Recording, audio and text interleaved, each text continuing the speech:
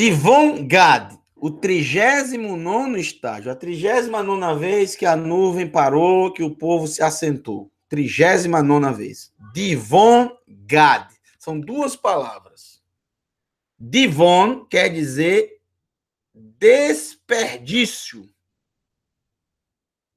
Divon, desperdício. E Gad quer dizer riqueza, fortuna. Gad, fortuna. Fortuna, não riqueza, perdão. Riqueza é Osher. Gad quer dizer fortuna. Lembra um dos filhos de Israel? Um dos filhos de Israel chamado Gad. Por quê? Porque fui afortunada. Gad, afortunada. Tive mais um filho, eu sou agora uma mulher afortunada, e por isso colocou o nome Gad, né? Fortuna. Então, desperdício da fortuna. O nome do estágio é esse, desperdício de fortuna, ou desperdício da fortuna. Veja só que interessante, quando fala de fortuna, mais uma vez, mais um estágio nos traz para isso. Já vimos alguns estágios que eu tratei justamente disso, da fortuna. Você sabe, Devarim, capítulo 33, quando diz que a herança da comunidade de Yaakov é a Torá. E aí você tem uma parábola em Lucas, capítulo muito bonita e conhecida, Lucas, capítulo 15, verso 11. Eu não vou comentar palavra por palavra, como já fiz várias vezes, vocês podem encontrar vários vídeos sobre essa parábola aí no nosso canal, mas eu quero só detalhar com vocês o que eu acho mais interessante nessa parábola de Yeshua, uma parábola super conhecida, mas pouco conhecida ao mesmo tempo. Muito conhecida, mas ao mesmo tempo também é muito desconhecida, porque as pessoas não conhecem o verdadeiro significado dessa parábola. Uma parábola, ela sempre é dita desde os tempos antigos para fazer o aluno se esforçar um pouco mais para adquirir conhecimento. Como assim? Se você der para o aluno o conhecimento já mastigado, bem mastigado, sempre, você tem que fazer isso de vez em quando. Ele ia crescendo. Mas chega um determinado momento que o aluno acaba se acostumando com esse conhecimento mastigado. Tanto que ele não se esforça, ele não busca direito, porque ele já acha já tudo prontinho. Então, a parábola é justamente forçar o aluno a pensar um pouco mais, a investigar um pouco mais, a analisar um pouco mais, muito mais do que um ensino já pronto, já mastigado. E o que é que a parábola propõe para o aluno? A parábola traz uma história completamente fora da realidade, uma história que não é muito, que não é verídica, uma história completamente longe da realidade, totalmente longe, utilizando algumas coisas que são completamente, completamente erradas, vamos dizer assim, tipo assim, um pé de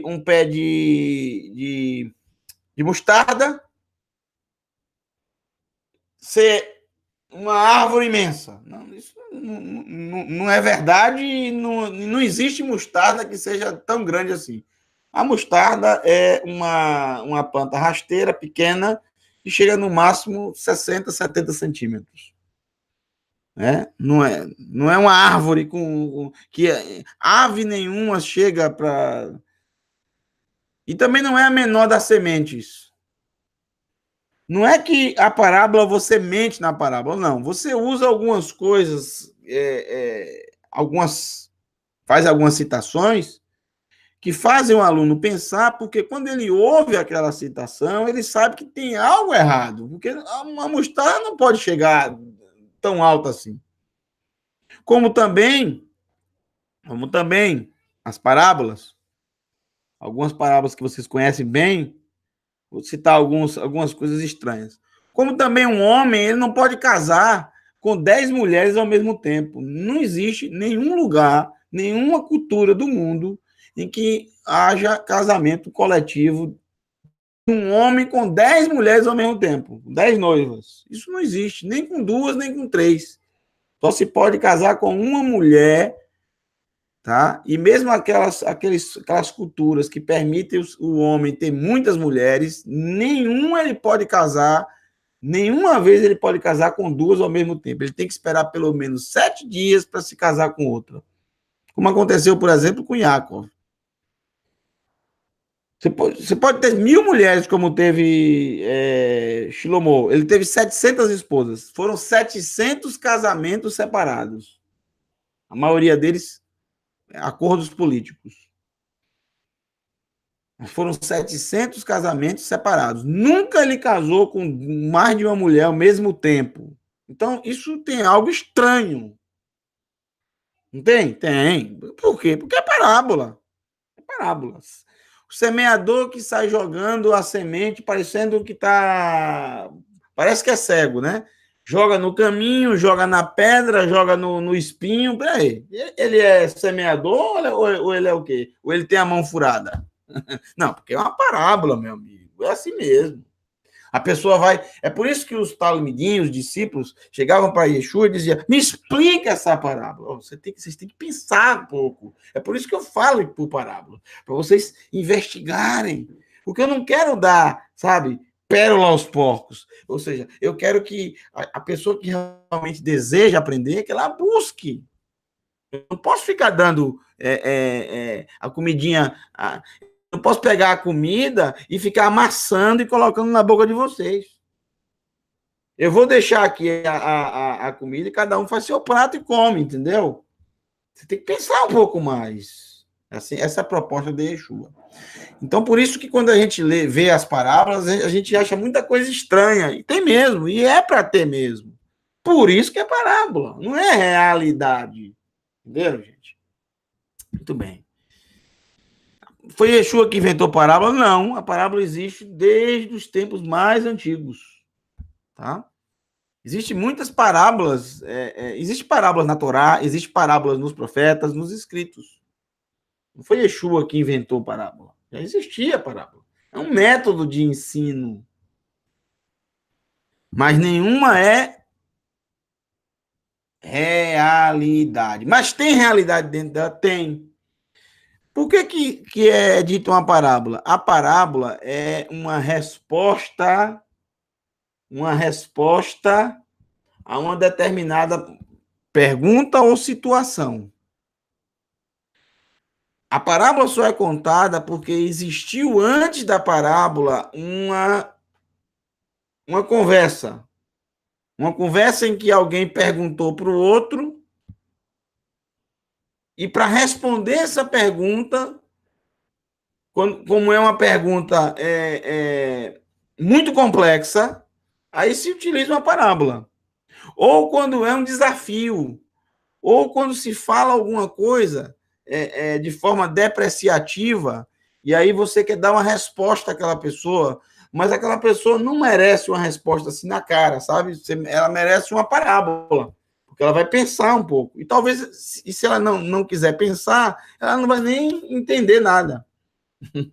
É assim que funciona a parábola.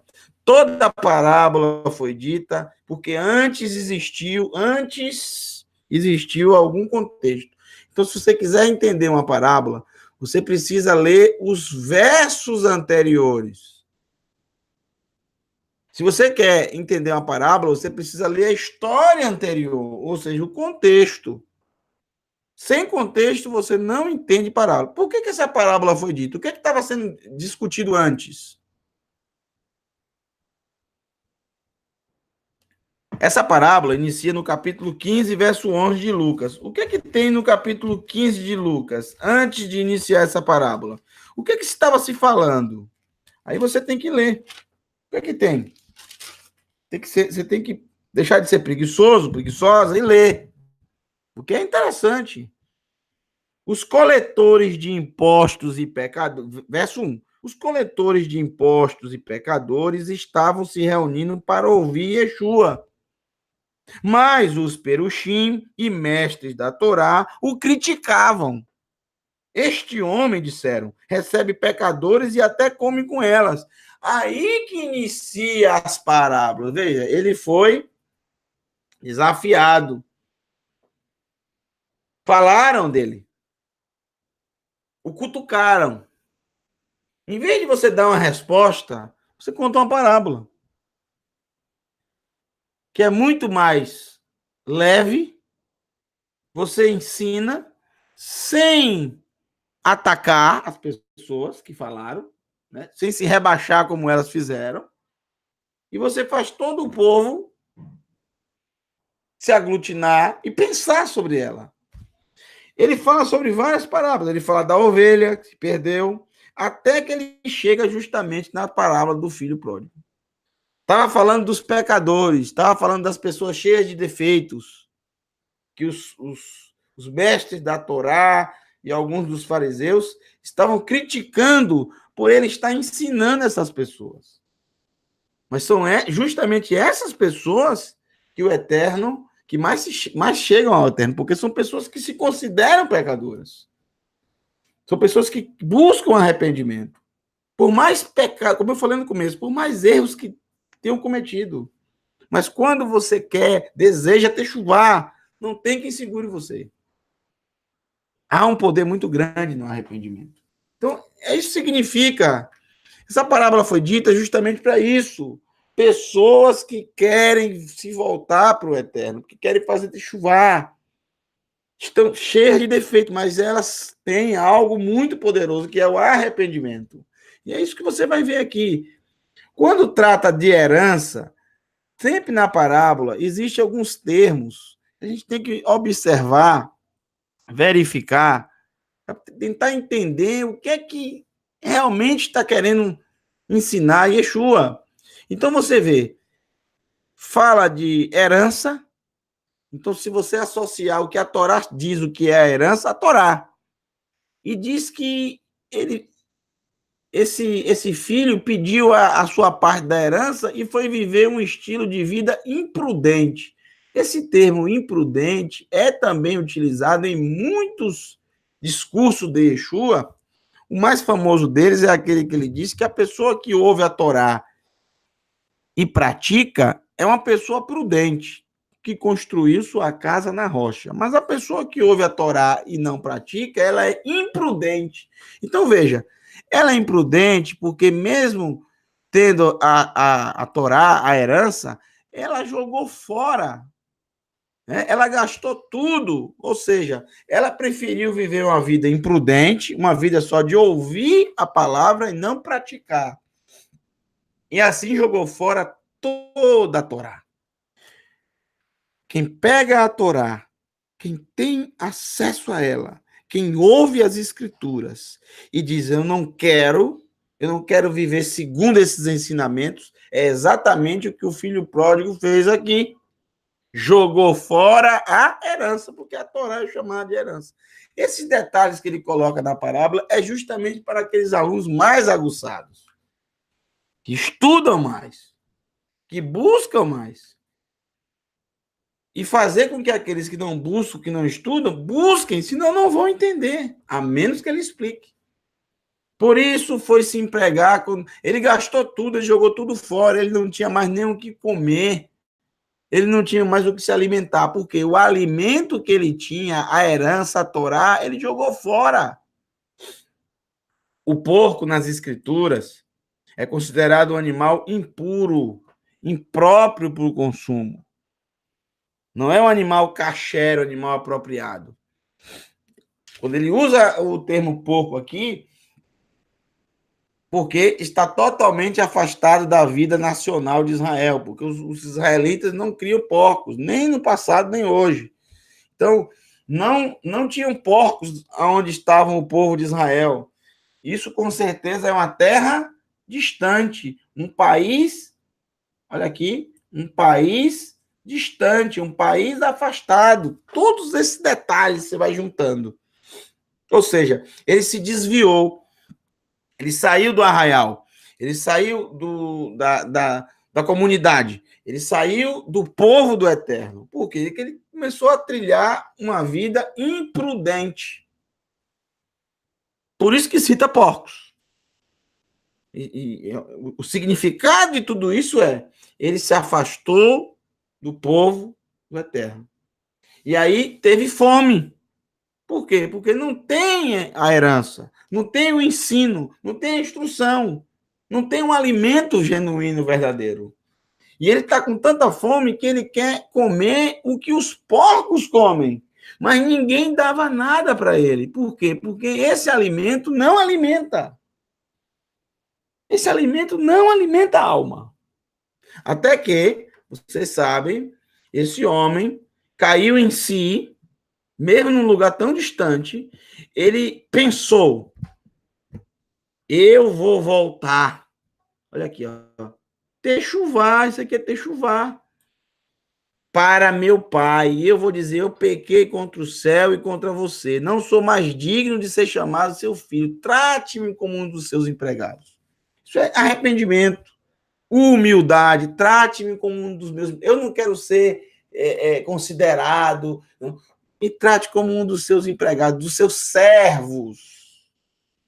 Isso é humildade. Isso é techuvá. Gente, é lindíssimo esse.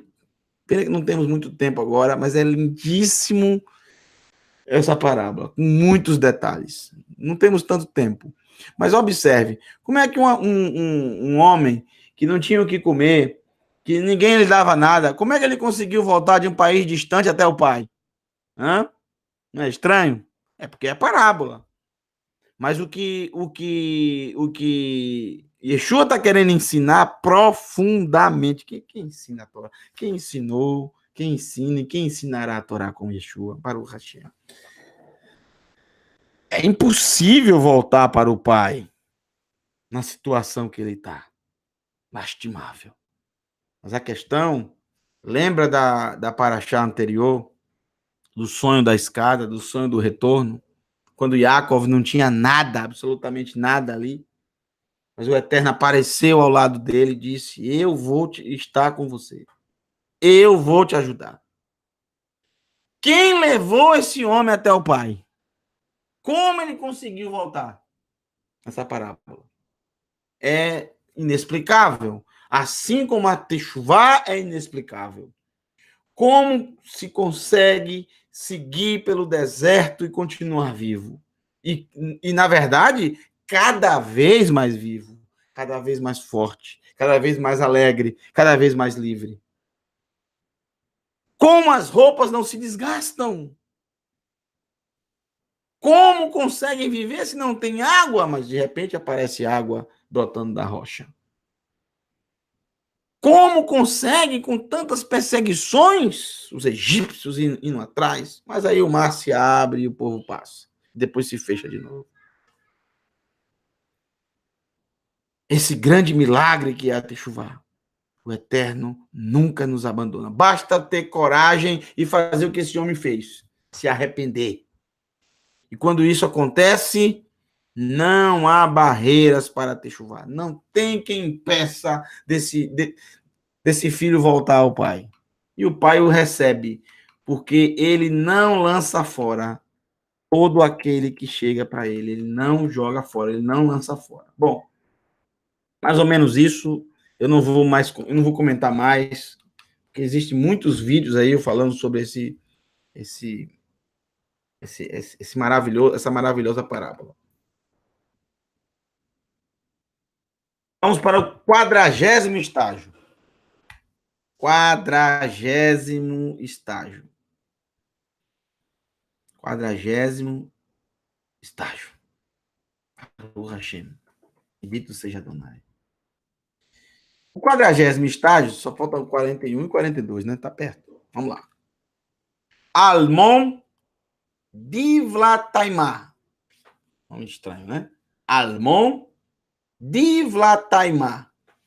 Almon Divlataimá quer dizer escondendo os dois bolos. Escondendo. Olha só o nome do estágio. Escondendo os dois bolos. Olha, eu fiquei muito tempo, sempre que eu estudava esses estágios, eu sabia que se o Eterno ordenou que Moshe registrasse, eu sempre soube que tinha ensinamentos para nós. E esses ensinamentos estavam justamente nos significados de cada um desses estágios. Eu sabia disso. Mas quando chega em determinados momentos, é meio complicado. O que é que você vai achar? O que é que você vai achar num estágio que o significado é esse? Escondendo os dois bolos. O que é que tem de ensinamento para nós? E aí é maravilhoso porque você para um pouco para pensar, você para um pouco, abre o seu coração e deixa o Eterno falar, deixa o Eterno ensinar, porque Ele é o nosso professor, né? O nosso Moré é o Eterno, nosso Mashiach, que planificou a Torá. Então, o que é que eu aprendi com esse estágio? Eu aprendi com esse estágio, em primeiro lugar, esse texto. Escondi, e é nesse sentido, viu? Escondendo os dois. Você vai entender agora esse termo, almon. Escondi a tua Torá no meu coração, para não pecar contra ti. O pecado é a transgressão da Torá. Isso nós sabemos, já sabemos de cor e salteado. Pecar significa transgredir o ensino, a instrução de Adonai. Muito bem. O que significa escondi a tua Torá no meu coração? O termo almon, esconder, esconder não no sentido de colocar várias coisas por cima, ou colocar, cavar um buraco e colocar lá para ninguém ver. Não é para ninguém ver. Não é esse tipo de esconder. Almon não é bem isso. Almon quer dizer você deixar protegida. Protegida. Escondi a Torá no meu coração. Protegi a Torá no meu coração. Ou seja, eu coloquei ela em um lugar, em um patamar que ninguém pode mexer nela. Ninguém pode tirá-la. Ninguém pode modificá-la. Porque ela está escondida, ou seja, ela está protegida. Na verdade, a melhor tradução seria proteger a tua Torá no meu coração. Como também aqui seria a melhor tradução, protegendo os dois bolos. Essas seriam as melhores traduções, para você entender melhor. Porque quando fala escondi a tua Torá, ou escondendo os dois bolos, parece que você está escondendo de alguém que você não quer mostrar a alguém, que você não quer que aquela pessoa saiba que você tem. E não é bem isso. É mais a proteção. Você protege. É algo inegociável. É algo que você não negocia. Inegociável. Intocável. Ninguém pode tocar, no sentido de que ninguém pode tirar de você. Pode tirar a sua vida até, mas não vão tirar isso do seu coração, entendeu? É isso que é essa proteção. Proteger é esconder. É esse sentido de esconder.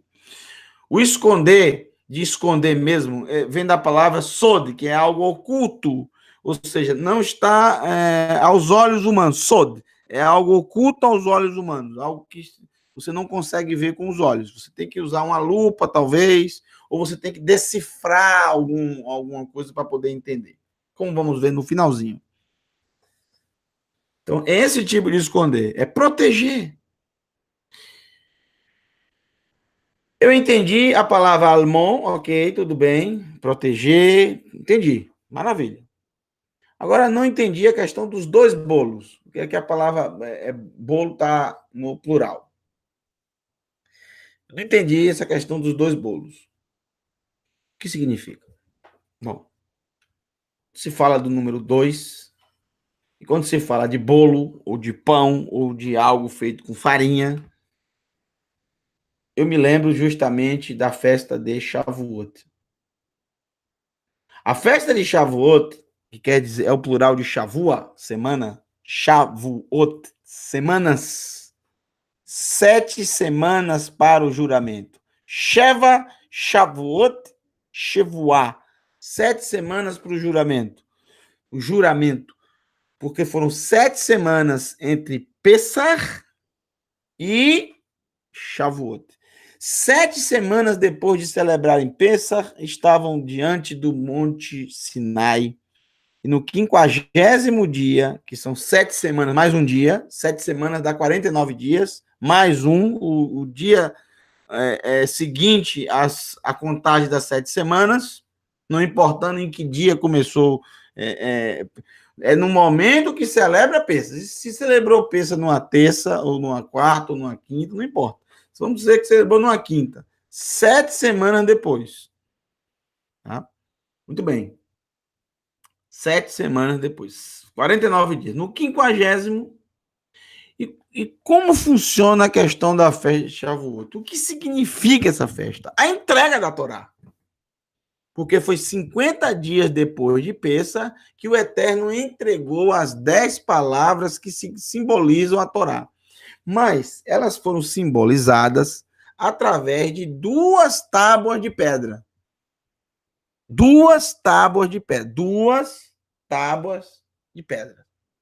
A primeira contendo 5 pronunciamentos relacionados ao ser humano e o eterno, e a segunda, 5 relacionados ao ser humano com o ser humano. Muito bem. Por isso que na festa de Shavuot, descrita em Vaikra, Levítico 23, que é o capítulo que ensina todas as festas da Torá, a festa de Shavuot, o Eterno ordena. Olha, a festa de Shavuot ocorre na primeira colheita do trigo do ano. São 2 colheitas. A primeira colheita, que é no início do verão, e a segunda colheita, que é justamente antes um pouquinho do 7º mês, que é justamente a colheita da virada do ano. No 7º mês. O ano vira no 7º mês, e não no primeiro. No 7º. São 2 colheitas. Na primeira colheita, o Eterno diz: vocês não poderão mexer no trigo que foi colhido. Vocês deverão guardar no celeiro e esperar até o 50º dia. Vocês farão 2 bolos. Vocês farão 2 pães feitos com esse trigo que estava no celeiro que vocês não tocaram. Mesmo que o seu filho peça: pai, vamos pegar um pouco do trigo, vamos fazer um pão. Eu não aguento mais comer pão com o trigo antigo, com o trigo do ano passado. Vamos fazer uns pães, vamos fazer uns bolos. Não pode. Os 2 primeiros, por isso que é chamada bicurim primícias.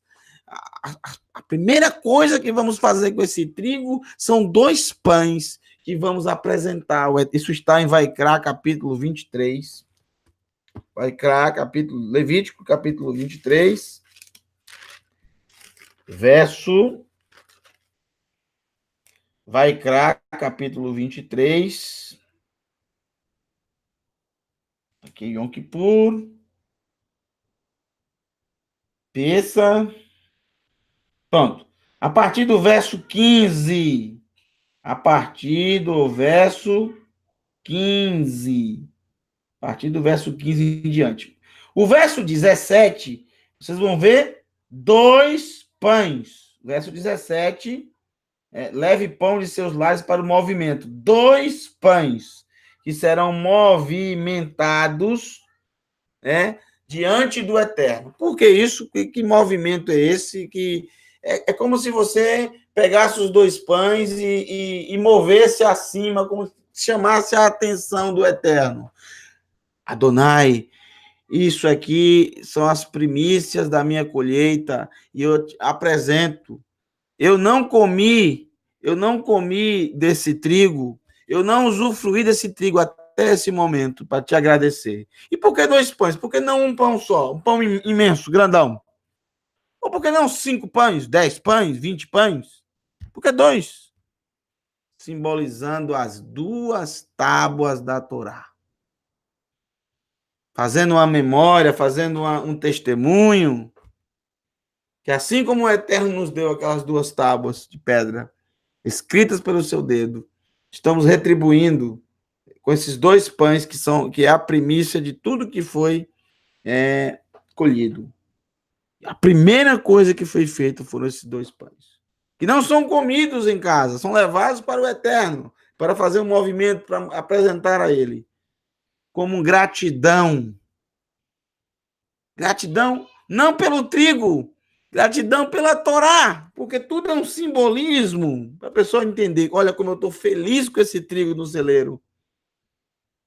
Eu escondi o trigo no celeiro, mas não é questão, não esconder o trigo no celeiro. Você guarda, porque todo mundo sabe que o trigo está ali. Se você é celeiro, todo mundo sabe que o trigo está ali.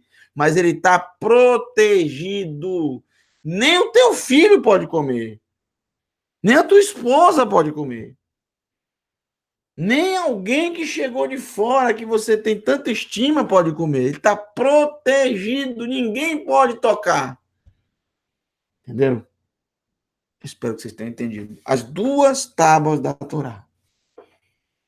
Protegida, escondida no nosso... Por isso que Davi na Bíblia disse, escondi a tua Torá no meu coração para não pecar contra ti.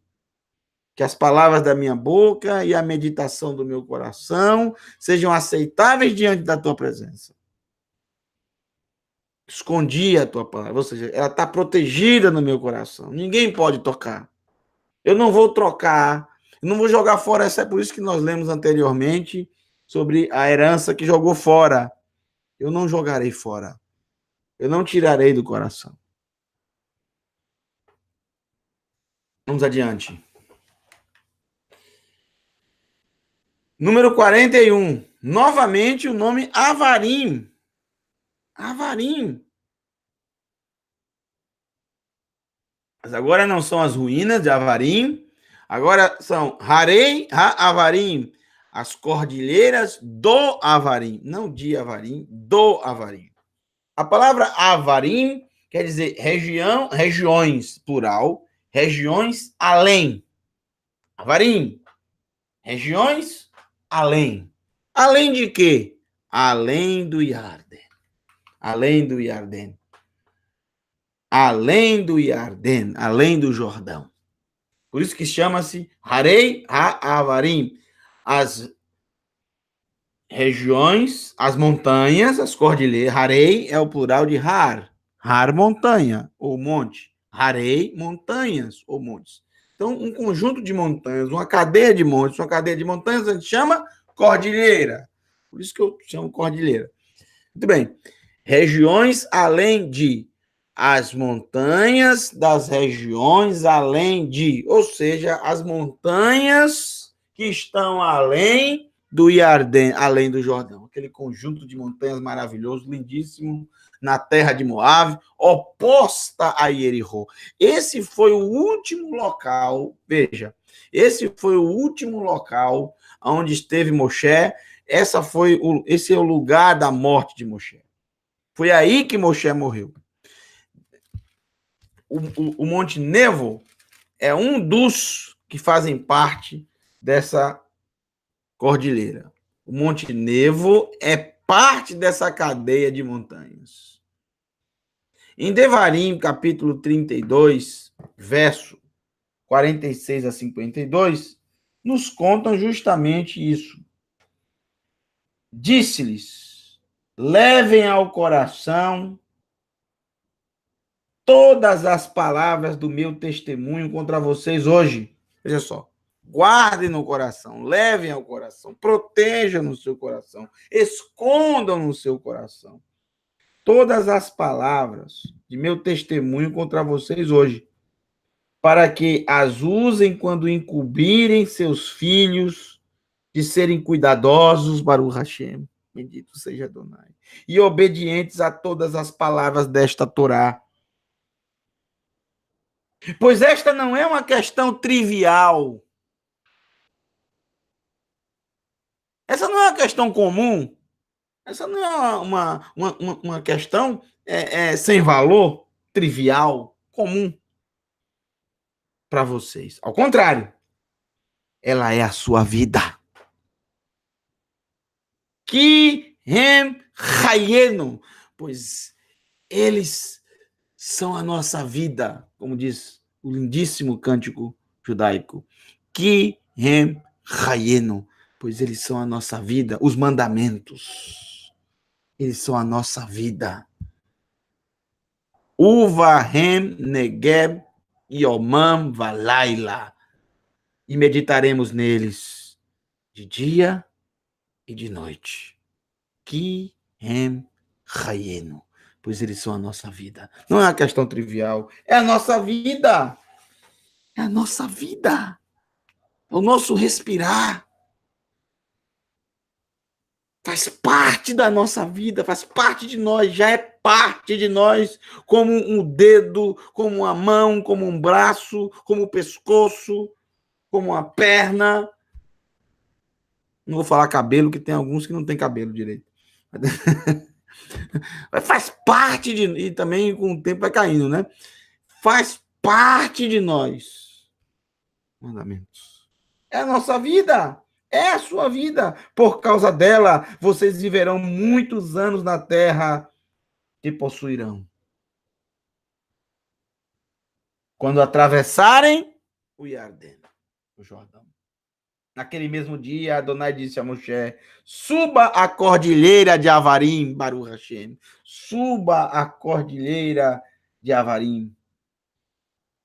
Ao Monte Nevo. O Monte Nevo faz um dos que faz parte. Na terra de Moabe. Diante de Jericó. E observe a terra de Canaã, que dou ao povo de Israel como propriedade. Você vai morrer na montanha a qual subirá, ou seja, o Monte Nevo.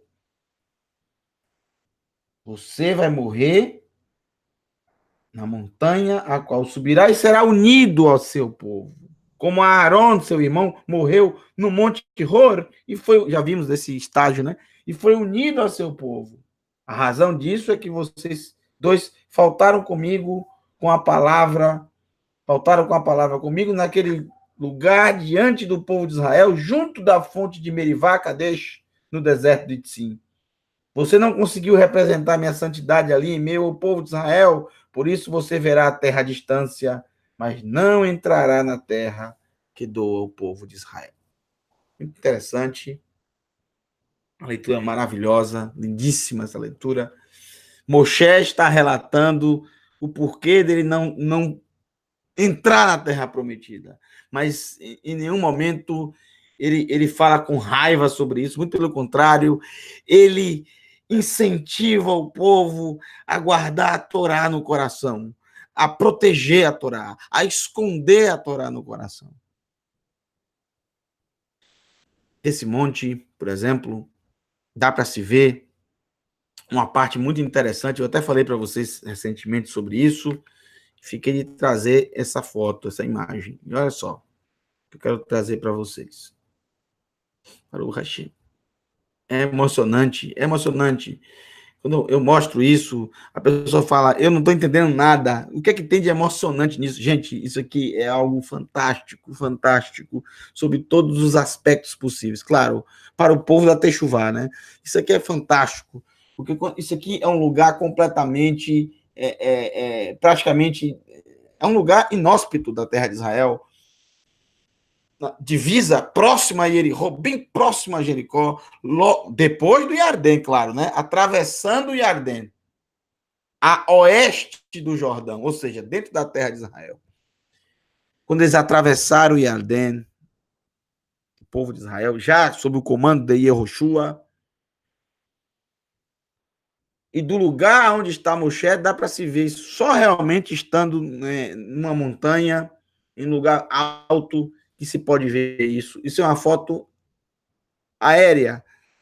Se você for ao lugar andando, você não consegue visualizar. Gente, isso aqui é uma prova arqueológica viva da presença do povo de Israel, justamente no período em que a Escritura fala, quando o povo de Israel tomou posse sob o comando de Yehoshua. Eles ficaram justamente nesse local.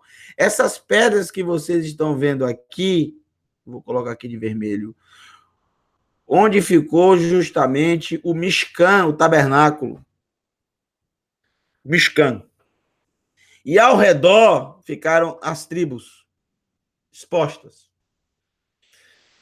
Veja o que é que o povo fez. Preste bem atenção. Olha que interessante. Olha a mente do povo de Israel nessa época. Eles pegaram pedras.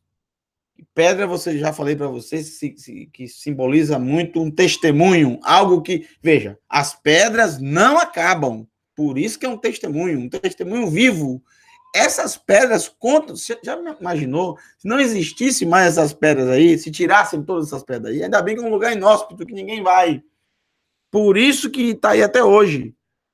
Veja só, quanto tempo está isso aí? Mais de 3.000 anos. Veja só. Olha o que o povo fez.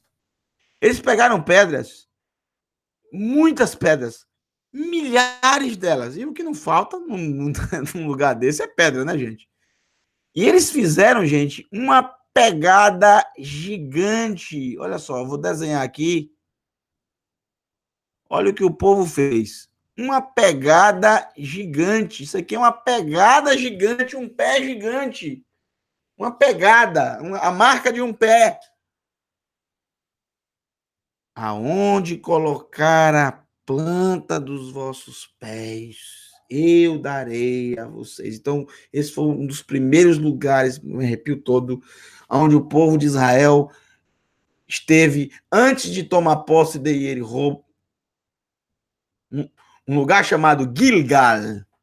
Existem muitos lugares na escritura chamado Gilgal. Não é um lugar só. Gilgal quer dizer arrancar. Gilgal. Então, em muitos lugares o povo, a depender do que eles estavam falando que foi arrancado, eles colocavam o nome Gilgal. Veja, por exemplo, no livro de Yehoshua, eles fizeram a circuncisão, a Brit Milá, nesse momento. Pode ser em relação a isso, que foi arrancado o prepúcio, mas também pode ser em relação ao sentimento de escravo que foi arrancado do povo, como diz o texto também. Naquele momento, o povo foi arrancado do coração do povo o sentimento de escravidão que eles sentiam. Veja só, eles fizeram a pegada gigante para mostrar o eterno, dizer, Adonai, veja, nós temos essa promessa que foi dada ao nosso pai Abraão. Lembra-te disso. E aqui colocaremos para você ver bem, vamos colocar aqui umas pedras, e de cima, foi o que eles imaginaram. De cima ele vai ver essa pegada, porque se a gente pisar aqui, será que ele vai ver? Claro que vai. Mas eu vou deixar bem grande aqui, para não ter dúvida. Gente, foram encontrados pelo grande arqueólogo israelense, que fugiu agora, me perdoe o nome dele, me perdoe, me fugiu o nome dele agora. Ele encontrou 7 acampamentos desse. Com certeza existiram muito mais, mas intactos como esse que você está vendo aí, são 7. Eu vou tirar agora o meu desenho, pronto, para você ver melhor. São 7 ao todo. 7. Assim como acharam recentemente numa cidade da Galileia, uma pedra com o nome, depois eu vou trazer essa foto para vocês, uma pedra escrita Shabat na pedra, Shabat. E aí, essa pedra está justamente a 999, 997, 998 metros do centro da cidade, uma cidade antiga que está em ruínas na Galileia. Então, essa pedra foi motivo de muita alegria para os arqueólogos. Por quê? Porque eles descobriram ali algo que, inclusive, aparece nos escritos nazarenos. O primeiro lugar onde aparece isso é nos escritos nazarenos, no livro de Atos, capítulo 1. Eles andaram naquele dia a distância permitida no Shabat. Menos de 1 quilômetro. Então, veja, eles descobriram que existia essa tradição realmente, não é mentira, existia. E em um dos lugares da Galileia, eles encontraram essa pedra, já encontraram duas dessas. E essa pedra com o nome Shabat era justamente nos limites da cidade, marcando 1 quilômetro de caminhada, que era o limite que a pessoa poderia chegar. Quando ela viu o nome Shabat na pedra, ela não passava dali, porque ali era o limite. A não andar mais de 1 quilômetro. Que coisa incrível. Claro que ao longo do tempo isso pegaram essas pedras, foram destruídas, mas olha só, acharam duas. Isso é incrível, gente. As pedras contam as histórias. Testemunho. Falamos disso no último Shabat. Bom, vamos para o último estágio.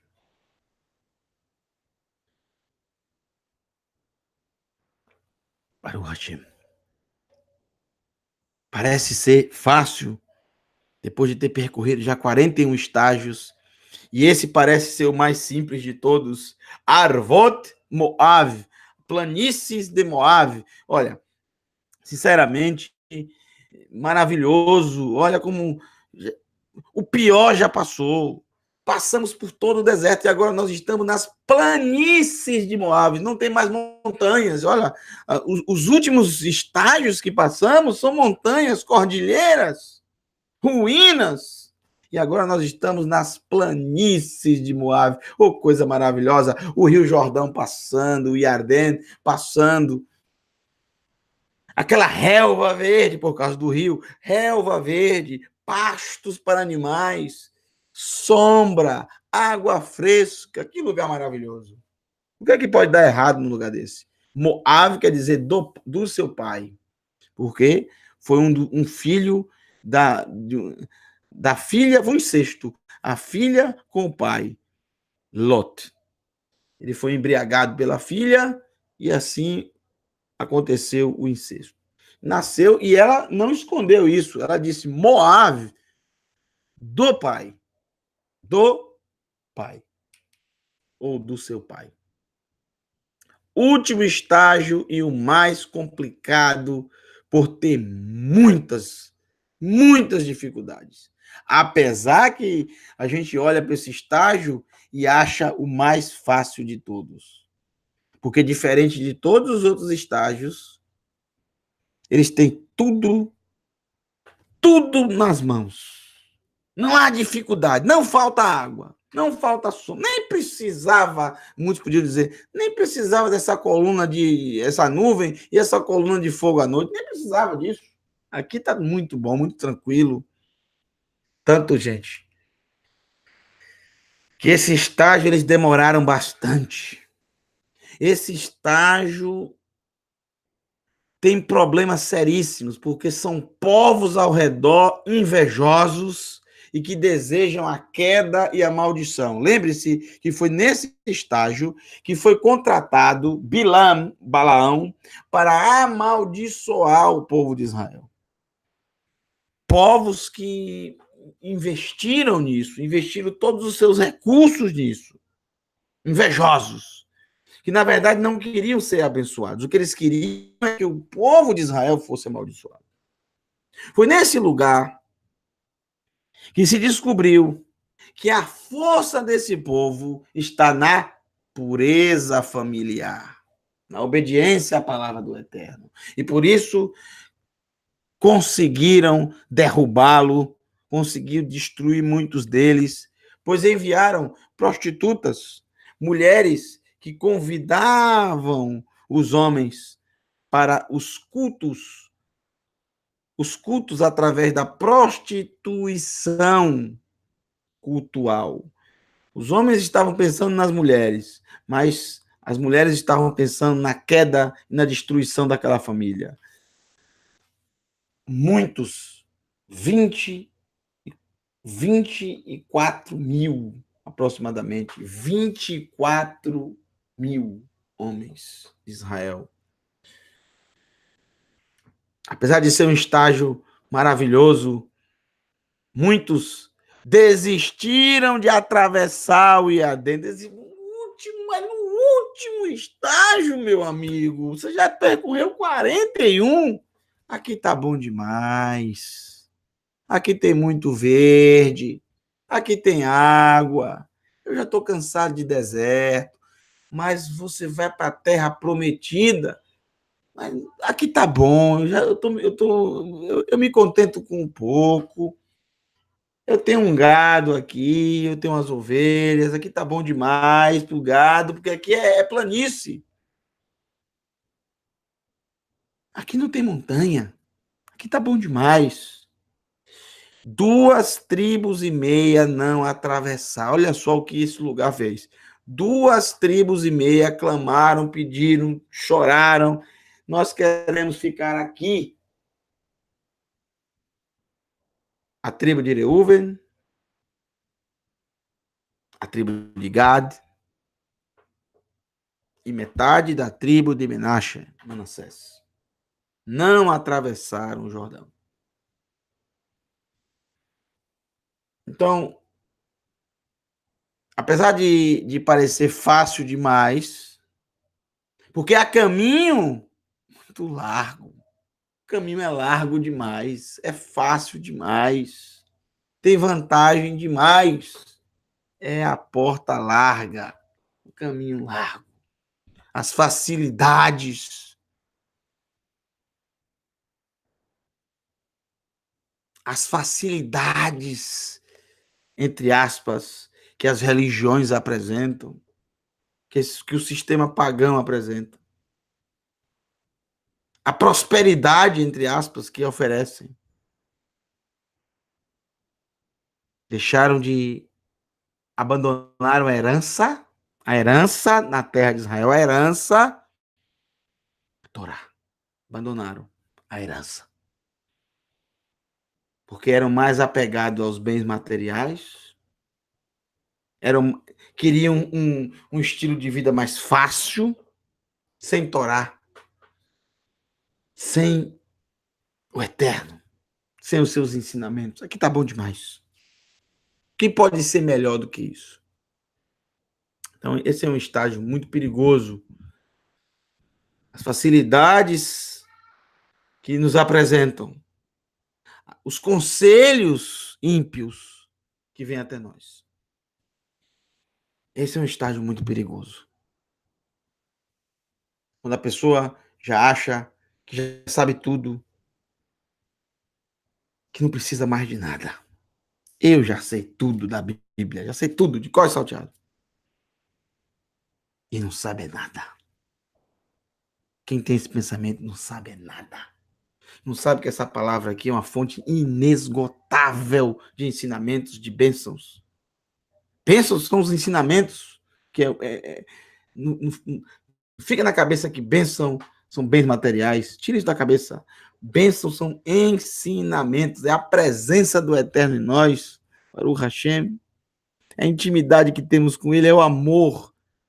E está acima de tudo. Que apaga qualquer pecado. O amor nos faz chegar até Ele. E não só isso, nos aproxima dEle. E não só isso, nos une a Ele. Vocês perceberam que todos os estágios, isso vocês podem assistir em todos os vídeos. Vocês tiveram cuidado, como eu falei logo no começo, logo no primeiro estágio. Todo estágio eu tive o cuidado de colocar as letras hebraicas como estão no original,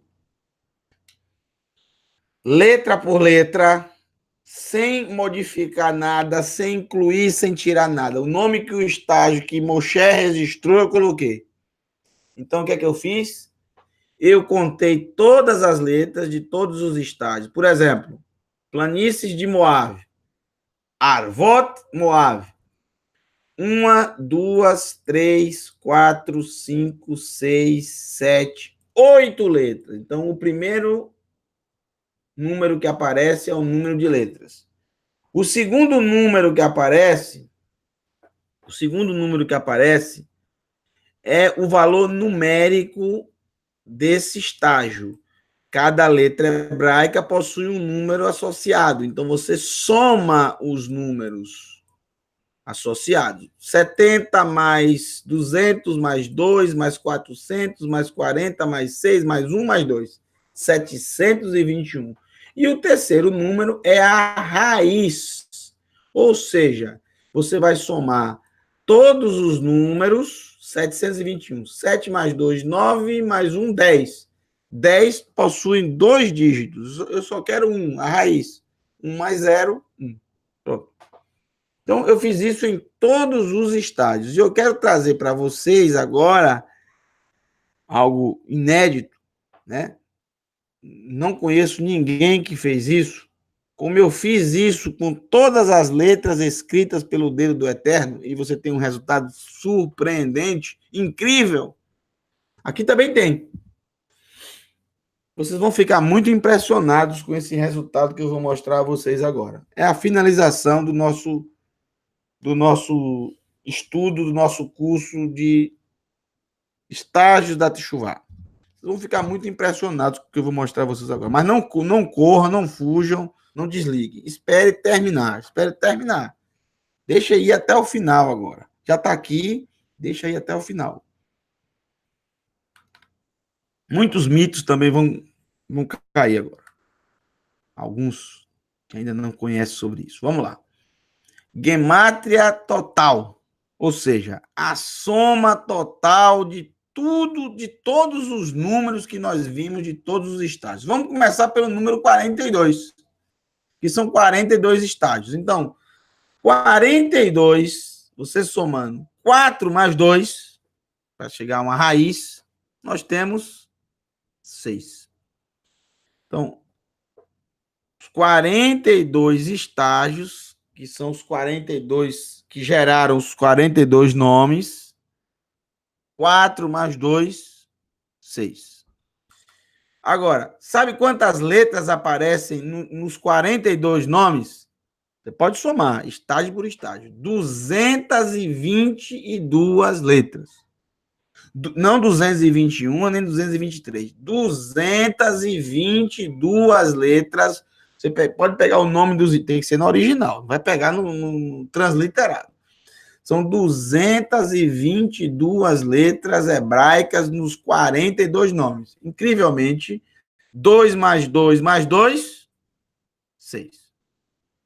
O negócio está esquentando, né? 6, 6. Não fuja. Lembra dos números, dos valores numéricos das 222 letras? Dá 18.000, você pode somar, 18.609. 18.609. Então, vamos chegar a uma raiz. 1 mais 8, 9. 9 mais 6, 15. 15 mais 9, 24. Mas 24 possui 2 dígitos. Não é raiz. Para ser raiz, você tem que somar. 2 mais 4 é igual a 6. Então, nós temos o seguinte. Nós temos 6 da raiz dos estágios, 6 da raiz das letras e desde a raiz dos valores numéricos de cada nome. Então, nós temos 666. Não corra. 666. Veja só.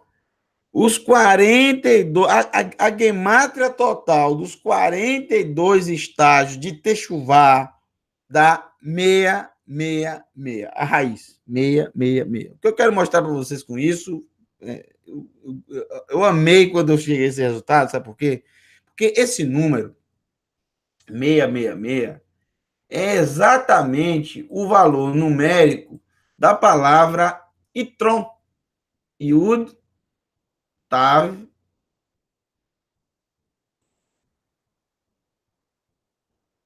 Resh, Vav e Nun Sufit. N, Nun. E Tron, que tem um Sheva aqui, que tem um rolo em Vav, para facilitar quem está iniciando agora. E Tron. E Tron quer dizer excelente, excelência. Excelência, algo ótimo, algo excelente, algo completo, algo... É uma vida de excelência, uma vida excelente. Essa palavra aparece diversas vezes no livro de Eclesiastes, é uma palavra muito rebuscada, não é utilizada muito nas escrituras. Só quem utiliza essa palavra é o rei Shlomo, Shlomo Amelech. Em todo o livro de Kohelet, Eclesiastes, ele utiliza essa palavra excelência, excelente. E Tron, a palavra rebuscada. E dá, e Tron, 10, mais 400, 410, mais 200, 610, mais 6, 616, mais 50, 666. E se você chegar a uma raiz, 6 mais 6, 12, mais 6, 18. 18, qual é a raiz de 18? 1 mais 8, 9. A raiz do número 666 é 9. 9 é a raiz da vida. Rai, vida. 9 é a raiz da luz. Or. Errie, or. Haja luz. Or. 9. 9 é a raiz do Shabat. Shin, Bet, Tav. Dá 702. 7 mais 2, 9. 9 é a raiz do man que caiu do céu. O alimento diário por 40 anos, mesmo no Shabat. Man, mesmo 40, menos 40, num 50, 50 mais 40, 90, 9 mais 0, 9. São muitas palavras. Hesed, graça, quer mais? Hesed, graça. Het, Samer, Dalet. 72, 7 mais 2, 9. Raiz 9. São muitas palavras. Você pode... Temos um curso de hebraico. As pessoas... estão aprendendo, esse é o nosso objetivo. Não fizemos o curso para ganhar dinheiro, não fizemos o curso para nada disso, fizemos para compartilhar o pouco que sabemos, mas um pouco que com amor, com sinceridade, se multiplica. Porque tem um eterno no meio, entendeu? Esse é o diferencial, esse é o diferencial. Coisa feita com sinceridade, com amor, com honestidade, com verdade. Então, por isso que dá certo. As pessoas aprendem.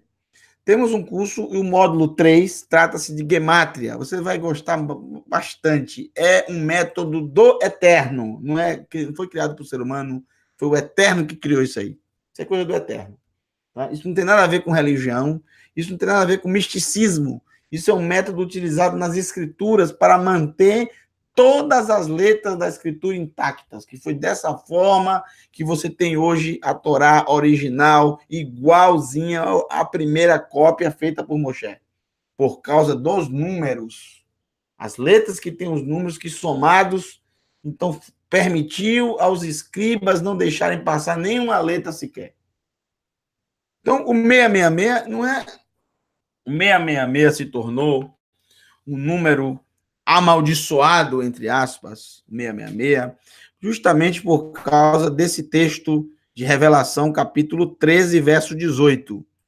Texto esse, inclusive, que não aparece o número no original, não aparece o número Shesh Meot Veshishim Veshesh. Shesh Meot Veshishim Veshesh. 666. Não aparece esse número aqui. Você não vê aqui a palavra Shesh Meot Veshishim Veshesh.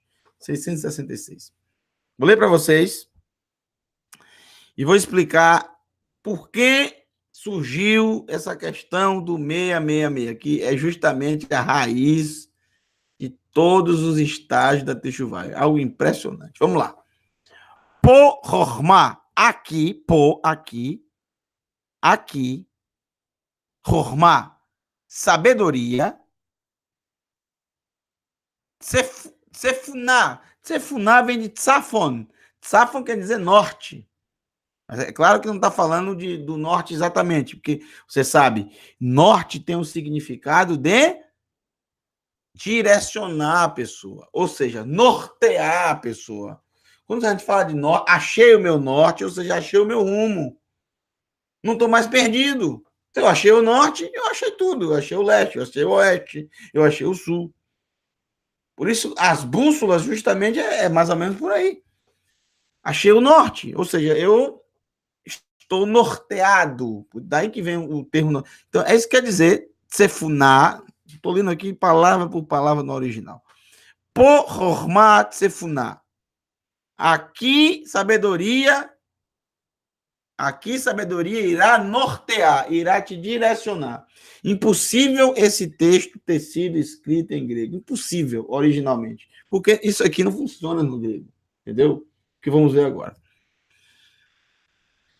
Ve hamaskil, aquele que compreende, yechashev, calcule, aquele que compreende, ou seja, aquele que tem gemátria, que entende de gemátria, que sabe que cada letra, não é todo mundo na época que sabia isso, era mais as pessoas mais que estudavam mais o hebraico, as escrituras. Os escribas, por exemplo, eram mestres nisso. Tanto que a palavra escriba não é escriba de escrever, não é? É soferim, que vem da palavra sofer. Sofer quer dizer contar. É, gente. Sofer, ani sofer, eu conto. Ahad, Stein, Shalosh, Arba. Eu conto. 1, 2, 3, 4. Ramesh, Shesh, 5, 6. Sheva, Shmone, 7, 8. Techa Eser, 9 e 10. Ani sofer, eu conto.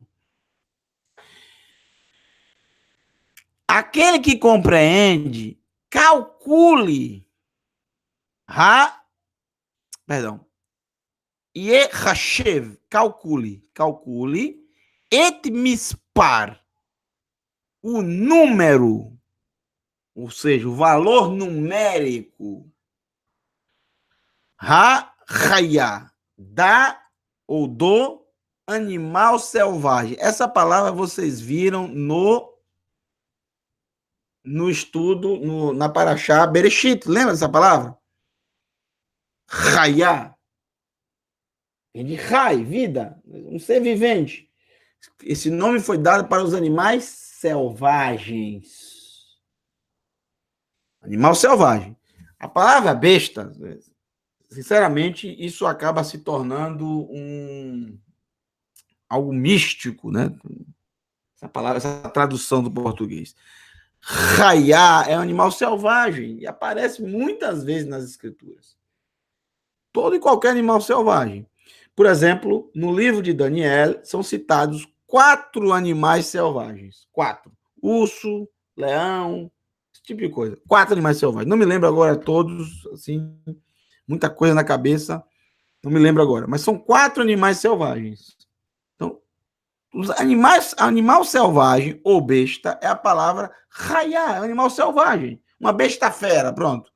Uma besta fera do campo. São animais que você não pode trazer para dentro de casa. Você não pode botar dentro de casa um leão, um urso. Você pode ter urso de pelúcia, um leão de pelúcia, mas vai botar um urso dentro de casa para você ver. Vai botar um leão dentro de casa para você ver. Não pode. São animais selvagens. A pessoa você botar um rinoceronte dentro de casa? Não pode.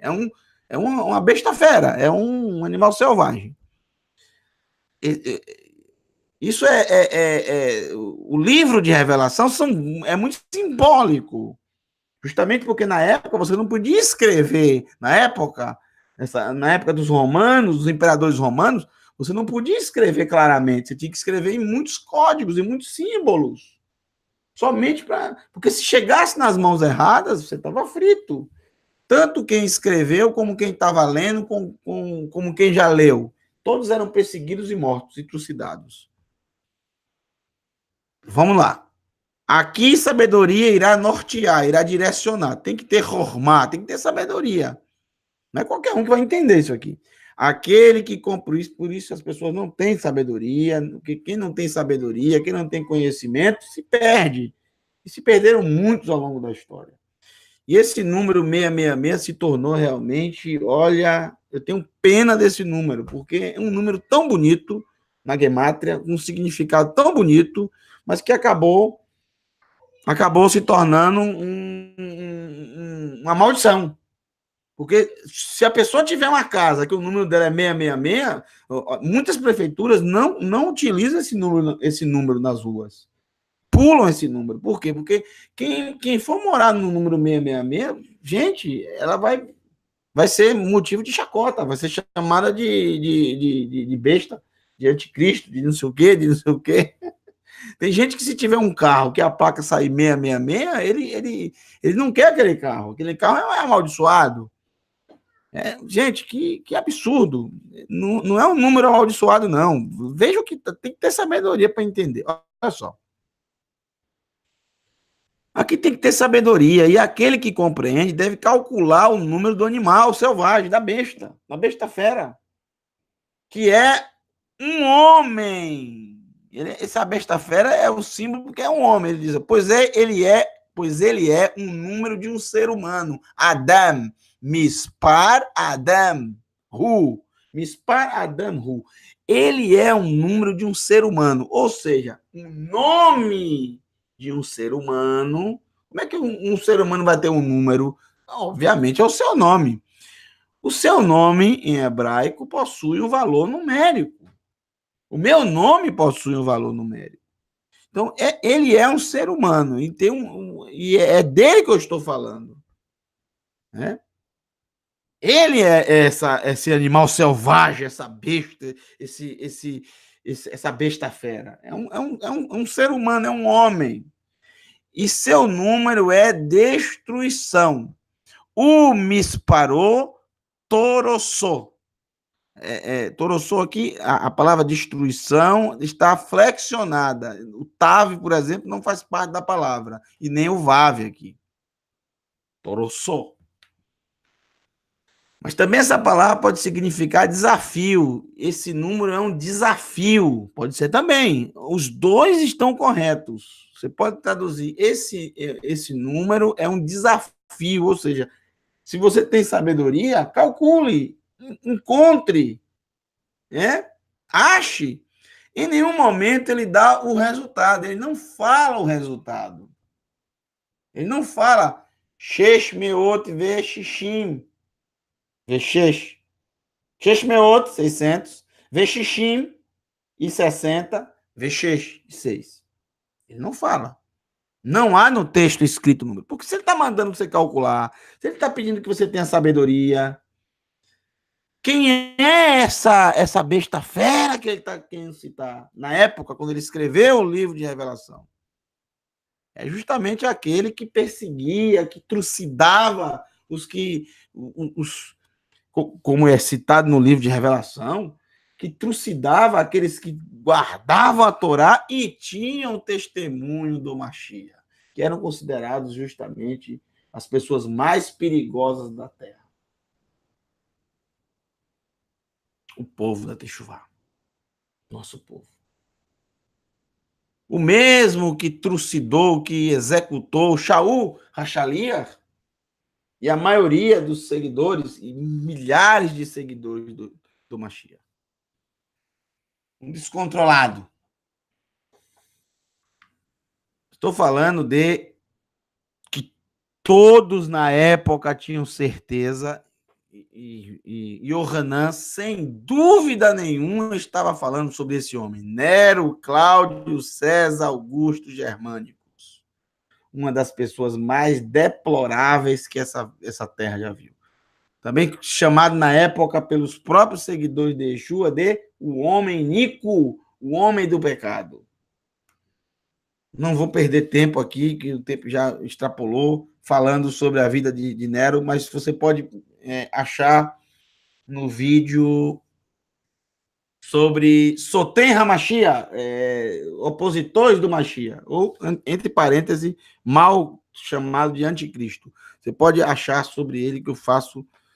Eu não gosto nem de falar sobre ele, as coisas que ele já fez, porque é um resumo, ele fez muito mais. Ele foi o que eu disse, que foi considerado como um Deus, ainda em vida, e se opôs a tudo que se considerava Deus. Muito bem. Esse homem, o nome dele em hebraico, preste bem atenção, Quissar Neron, César Nero, Quissar Neron. Esse nome, em hebraico, se você somar esse nome, nós temos 100 mais 60 mais 200. 100, 360. Aqui tem 360. Num 50. Resh 200. 250. 6 do Vav. 256. E mais 50 do Num de novo. Só que é sulfite, mais 50. 50 mais 50, 100. 100 mais 200, 300. Mais 6, 306. Então, você tem 306 mais 360, 666. Mas não é porque o nome de César Nero dá 666 que esse número é um número amaldiçoado. Por exemplo, se fosse 400, mas que descrevesse o nome dele, o 400 não seria amaldiçoado. É porque é uma forma de Yohanan indicar aos leitores de quem ele estava falando. Então, o que aconteceu? Com o passar do tempo, esse texto foi traduzido para o grego, foi traduzido do grego para outros idiomas e assim sucessivamente. Então, o tradutor, os primeiros tradutores, para ajudar os leitores que não teriam contato com o hebraico, porque estava traduzido, tá? Estava traduzido. Então, você não tem contato com o hebraico, a pessoa não sabe nem o que é gemátria, a pessoa não sabe somar nada. Então, ela quer saber do que se trata. Então, obviamente, que os tradutores colocaram, né, para ajudar os leitores. Isso não é uma adulteração proposital, para nada disso. Para ajudar os leitores a entender o que estava querendo dizer o texto, eles colocaram o nome já escrito 666. Pronto. E ficou nas traduções bíblicas. Mas no original não aparece o nome escrito. Shesh, Meot, Vexixim, Vexex, 666.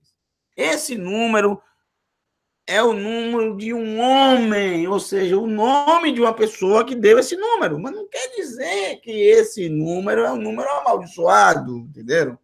Já mostrei a vocês uma palavra em hebraico, Itron, que é de excelência. Mas não quer dizer que César Nero é excelente. Não tem nada a ver uma coisa com a outra. Você pode ter um nome, né? Um nome e um sobrenome que somado de 666. Não quer dizer que seu nome é amaldiçoado, nada disso. Nada disso. Por exemplo, se ele quisesse falar aqui, eu não vou falar o nome de uma Shia, mas eu quero dizer que é um número de um homem, e esse número é 386. Pronto.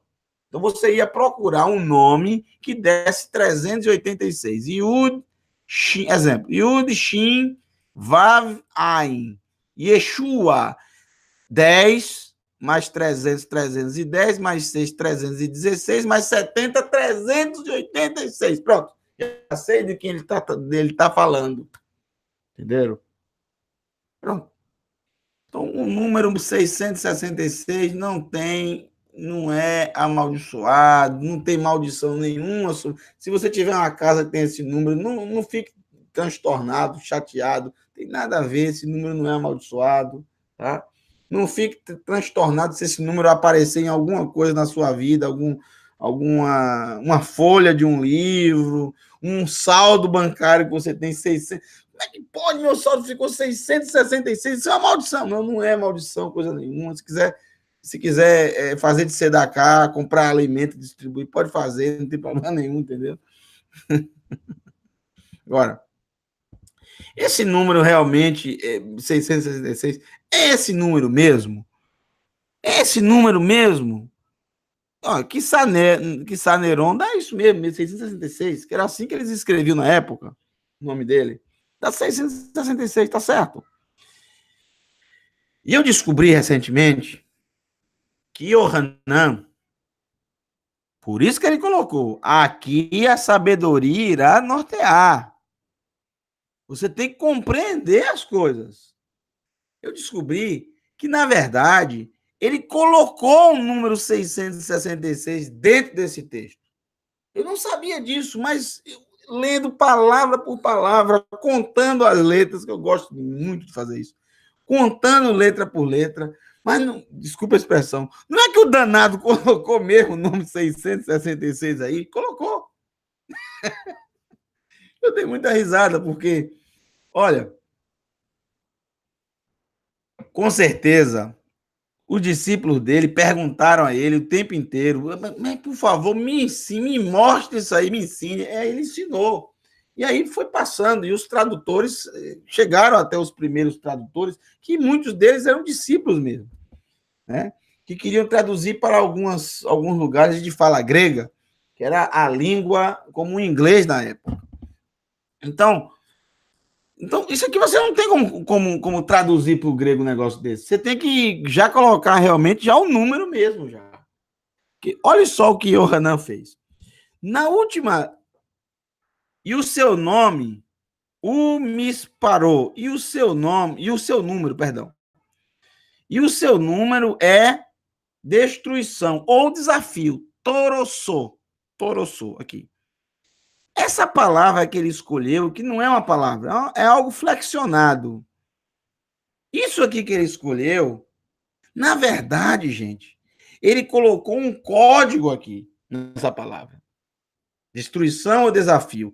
Ele conseguiu flexionar essa palavra para que essa palavra fosse uma pista, uma dica do número. Porque, presta atenção, se você pegar essa palavra e somar ela, olha só o que eu descobri. O Tav, ele vale 400. Esse Yohanan. No mundo vindouro eu vou pegar na mão dele e vou... Meu amigo, você... Primeiro deixa eu dar um abraço, um beijo. Agora você é muito sábio, você é muito sábio. Você não... Agora ele não deu de bandeja. Tem que ter realmente sabedoria, viu? Não estou dizendo que eu tenho essa sabedoria toda. Eu também demorei muito tempo para entender isso. Olha só, 400 do Tav, o Resh vale 200. Então, aqui nós já temos 600. O Summer vale 60. Aqui nós temos 660. E o Vav vale 6. E aqui eu tenho, aqui sim, 400 mais 200 mais 60 mais 6, 666. Então, veja, ele colocou aqui 666, mas não escrito.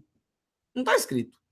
Está em forma de código. Por isso que toda e qualquer tradução, o tradutor entendeu isso aí. Os primeiros tradutores, eles entendem. Então, as primeiras cópias, olha o que eu estou falando, cópias para as primeiras traduções para outras línguas, grego e assim sucessivamente, eles não têm como fazer isso, porque não existe a letra Tav no grego. E como não existe a letra Tav no grego, não vai existir o Tav que vale 400 no grego. Só no hebraico. Não existe em outro idioma isso aqui. O Resh não tem no grego. Consequentemente, não vai ter uma letra no grego que vai valer 200. O Resh não vai. E assim sucessivamente. Não tem isso. Então, são obrigados a colocar já o valor traduzido, entenderam? Então, Yohanan, ele colocou essa palavra aqui, né? E seu número é destruição. Ou e seu número é um desafio. Aqui foi realmente para disfarçar, somente para quem tiver sabedoria. Porque se os romanos ordenassem, leia o que está escrito aí, leia, ordenasse alguém para ler, ele teria que ler. E quando ele fosse ler aqui, ele não ia falar nada. Quem é que vai entender o que é isso? Só quem tem sabedoria. Quem que ia saber que está falando de Nero aqui? Entenderam? Muito bem. Então, esse número, na verdade, não há mística alguma nele, não há problema nenhum nesse número. É um número que a sua raiz é uma raiz boa, 9, que tem muitas palavras conectadas a ele. Então, não há problema nenhum nisso.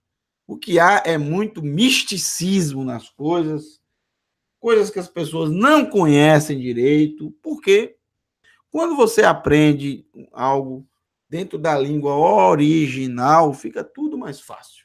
Baruch Hashem. Quero agradecer a todos vocês que estiveram conosco durante... Alguns estiveram, por exemplo, todas as aulas, né? Participaram de todas as aulas. Eu peço ao Eterno que todas elas, você não precisa concordar com o que eu falo aqui, nada disso. Eu quero que você extraia o que há de melhor, aquilo que realmente você acredita ser a palavra do Eterno, acredita ser direcionado pelo Eterno. Se você acredita nisso, se você examinou aquilo que nós estudamos durante todas essas 10 aulas, você examinou aquilo que é bom, guarde no seu coração. Eu peço que esteja guardado, que esteja protegido, que esteja escondido no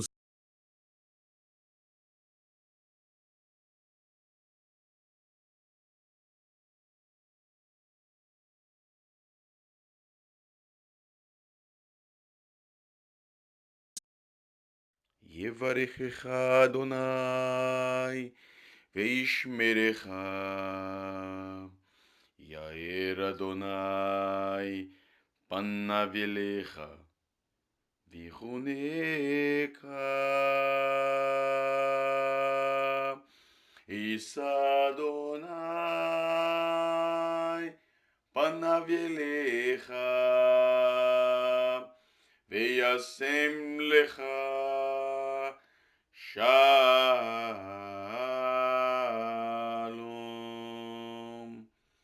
Shem Yeshua HaMashiach.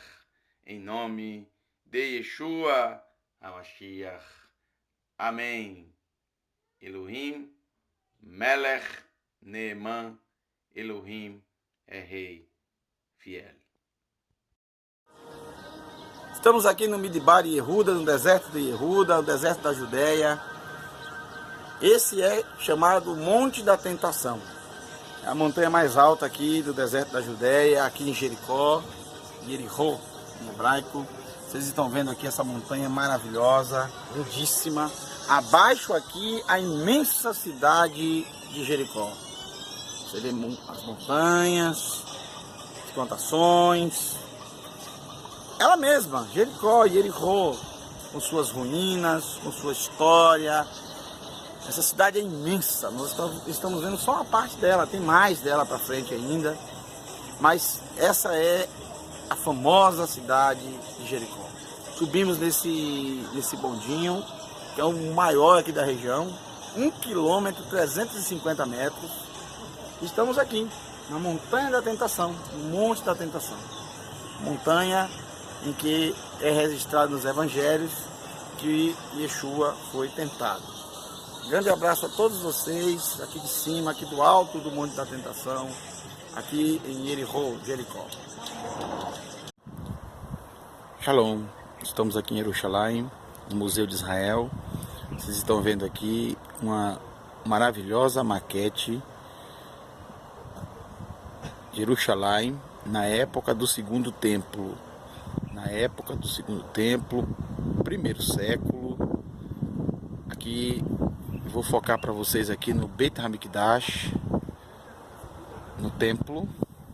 Essas muralhas que envolvem o templo. Vocês estão vendo essas muralhas que envolvem o templo? A única coisa que sobrou foi o Kotel HaMaravi, ou seja, o muro ocidental. Então, tudo que está aqui dentro foi destruído pelos romanos no ano 70 e todas as muralhas, com exceção do muro ocidental. Só para a gente finalizar, quero mostrar a vocês as duas entradas interessantes aqui. Do lado direito entravam as pessoas que saíam pelo lado esquerdo. Duas entradas do lado direito, duas entradas do lado esquerdo. Só entrava pelo lado esquerdo quem estivesse de luto, para que todo mundo soubesse que ele estava de luto. Shalom para todos, um grande abraço. Ó quão bom, quão prazeroso é para os irmãos viverem juntos em harmonia. É como óleo perfumado sobre a cabeça, que escorre sobre a barba de Arão, e flui para o colarinho do seu manto. É como o orvalho do Hermon, que está sobre as montanhas de Sião, porque é ali que Adonai ordena a bênção da perpétua vida para o Hashem. Para o Hashem.